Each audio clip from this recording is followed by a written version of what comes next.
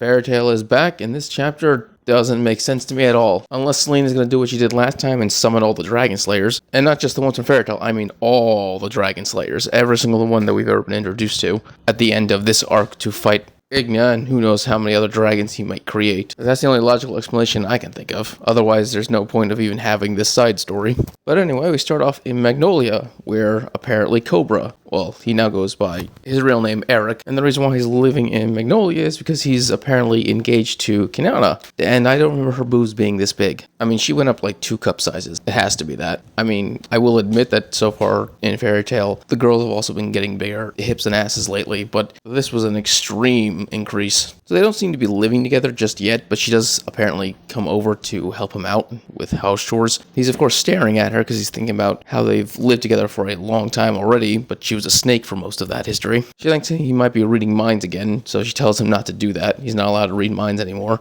He completely ignores this throughout the chapter. I mean, he says he doesn't do it anymore, but that is a complete lie. In fact, he breaks it just right here, where they bring up the fact that she was a snake once upon a time, and then he named her Caberios. And she asked if that's actually a name that he came up with. She says it's cool, but in her head, she obviously says it's lame. Eric gets mad, but obviously she then gets mad back at him for reading her mind. She then suggests that he join Fairy Tail. He instantly rejects it, but she asks him, why not at least give it a try? We'll go through a visiting period. She drags him to Fairy Tail. He's unhappy about it the entire time, but he does get kind of excited by the fact that he can read people's minds and find dirt on them he can use against them. His first target is obviously Natsu, the other Dragon Slayer, but Natsu's on the 100-year quest, so that ain't gonna happen. So he targets Fairy Tail's second Dragon Slayer, Gajeel. He's with Levi. They're talking about how she feels and the baby. Their inner thoughts are basically Gajeel's afraid of being a father. He doesn't think he's cut out for it. Levi's afraid that he's gonna try to feed their kid iron. I don't think that's fair. I mean, let's be honest, Natsu's way more likely to feed his kid fire.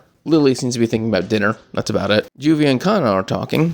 When he reads their minds, he gets disturbed and disgusted.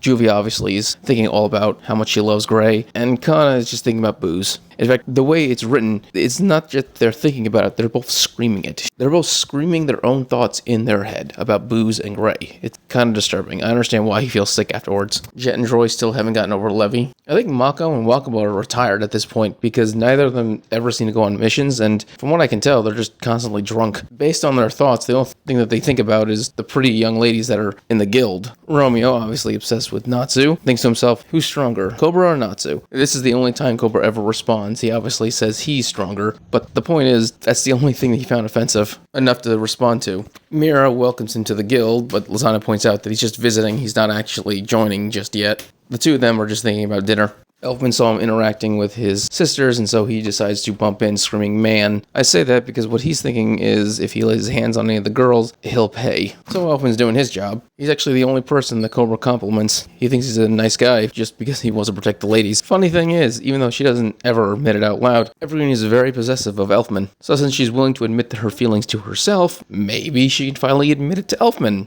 See if that moves forward. Farid's thoughts are what you expect them to be. Bisco, on the other hand, he laughs. Literally, that's his thought. He's laughing. I don't think that's possible. Can you laugh in your head? Is that a thing? I've never done that before. Loxus, he's changed a lot, but in some cases he has not. So what he asks Cobra is, are you the guy that fought against Magnolia with us? Of course he was. But what he thinks to himself is, yeah, I can kill this guy in 10 seconds. No, 5. Remember, Cobra was brought here by another member of Fairy Tail, which means Loxus should know he's not a friend, but at least an ally. But the first thought that comes to Loxus' mind is, can I kill this person? How much stronger am I than them? I know his number one goal right now is to protect Fairy Tail, its guild, and its people with his life, but damn, that's crazy levels of intensity. Then someone starts to talk to Cobra through his mind, revealing that they know that he can read minds. At first he thinks it's the guild master Makarov, but it's revealed that it's not him. No, the person doing it is Warren, the telepath of the group. Yeah, so we learned something new about Warren's ability. He can't just immediately read people's minds and set up a link. The other person has to willingly accept the link. As such, he can't just read minds like Cobra, which means the best way to fight against his ability is to not let him set up the link. Just say no. His power basically sucks because there are communication lacrimas that allow you to communicate long distance, so his ability is basically worthless at this point. Well, it's not entirely useless. If you do allow a Link to set up, he doesn't just get the surface level of your thoughts, he gets everything. And he uses this ability to traumatize Cobra into deciding that he's no way in hell ever joining Fairy Tail. Yeah, no joke. Cobra actually acknowledged Warren as a threat. Honestly, I have never heard those words ever stated by anyone ever. And now the real question is the next chapter going to be a continuation of the story, or is it going to be another side chapter? Guess we'll have to wait and find out. But yeah, if you enjoyed this video, please subscribe, give a thumbs up so you enjoy more Fairy Tail and other my things. Thank you and have a great day.